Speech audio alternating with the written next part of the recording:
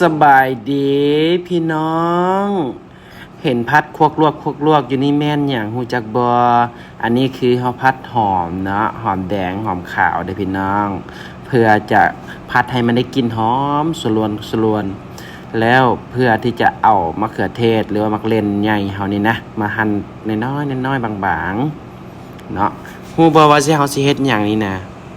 แท้แดนก็คือเฮ็ดแจ่วมักเล่นนั่นเองเด้ออันนี้น่ะเฮาก็จะเฮ็ดกินกับฮู้บ่ว่าไปกินกับอีหยังนี่นะของห้านของเฮานี่นะบ่ว่าจะเป็นบีฟช็อกริบเนาะปิ้งคอหมูย่างหรือว่าแม้แต่พ็อกช็อปหรือซินแดดเดี่ยวก็สามารถไปกินกับได้เด้ออันนี้แซ่บเนาะรสชาติมันก็จะออกว่าส้มหวานเค็มนิดหน่อยเผ็ดเนาะนัวมักสลายเด้ออันความนัวนี่แมันจัดเป็นอันดับพิเศษเลยเนาะผู้ใดว่าบนนัวนี่มาห้านเฮาได้เนาะฮู้บ่ว่าใส่หยังให้มันนัวผงชูรสนั่นเองอุ้ยขาดบ่ได้เด้อพี่น้องเด้ออันนี้เฮาส่วนผสมของเฮาจะบอกเด้อว่ามันมีหยังแดเฮาก็จะผัดหัวหอมขาวหอมแดงให้มันหอ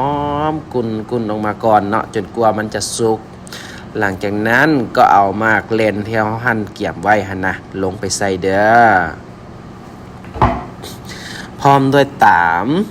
พริกพัดที่เฮาเกี่ยมไว้ใส่พริกพัดอาหารหั่นล่ะเนาะแล้วก็ใส่มักเผ็ด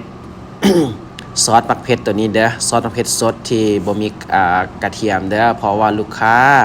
บางคนหั่นน่ะเพิ่นแพ้กระเทียมมันก็กินบ่ได้เนาะเฮาต้องใส่บ่มีกระเทียมเด้อพี่น้อง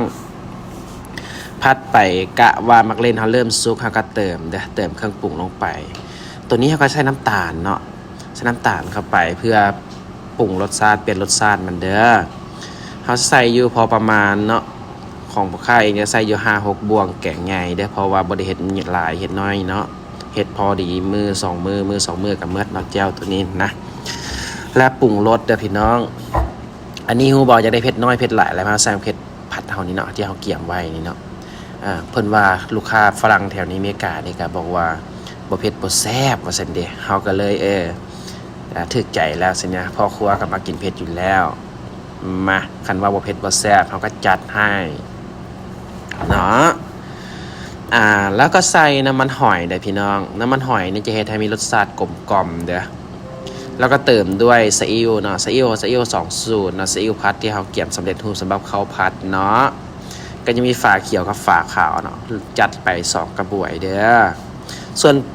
ผงชูรสผงนัวเฮานี่ก็บ่ใส่หลายเนาะเฮาใส่แต่บวงเดียวเนาะบวงแกงใหญ่เด้อพี่น้องเด้อนี่เป็นน้ำมันหอยนะจะใส่เห็นมั้ย ว่าจะน้ำมันหอยกาใดรสใดยี่ห้อใดก็ได้หมดเด้อแต่เฮาใส่เป็นหอยน้ำมันหอยกาแพนด้าเนาะอันนี้แม่นน้ำซีอิ๊วเนาะซีอิ๊วใส่2กระบวย30 ml เด้อพี่น้องนี่ปรุงรสชาติให้มันนัวกลมกล่อมขาดบ่ได้เลยน้ำปลาใส่นิดหน่อยได้ใส่หลายมันสิเค็มเนาะจะได้ว่าพ่อครัวคิดที่ถ้ามันเค็มมาหั่นน่ะเฮาก็เลยใส่ไปคนคลวกเข้ากันให้มันฟุดมันเดือดเนาะเฮ็ดบ่ได้ยากเด้อพี่น้องตัวนี้เฮ็ดบ่ได้ยากกินแซ่บเนาะบางคนน่ะเอาหมู3ชั้นมาปิ้งแล้วกินกับก็แซ่บเด้อตัวนี้เด้อแซ่บเนาะข้าวเหนียวมันเป็นปั้นในปลาครัวให้ยามใดนะสดๆใหม่ๆนะอันนี้มันน้ำตาลบ่พอนะเฮาเติมไปผสมน้ำเป็นนัวเรียบร้อยเนาะ ผู้ใดมักหลายใส่หลายเด้ออันนี้ปลาครัวบ่มักปานใดก็เลยใส่กระบวงเดียว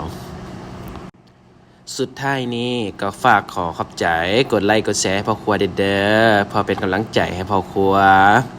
เพื่อเป็นกำลังใจให้คนที่จากบ้านเกิดเมืองนอนมาสู่อเมริกามาตามความฝันเลี้ยงดูผู้อยู่เบื้องหลังเนาะบ่ว่าจะเป็นลูกน้อยบ่ว่าจะเป็นพ่อแม่ผู้อยู่เบื้องหลังต่างๆเนาะที่เพิ่นรอคอยการกลับไปของเฮา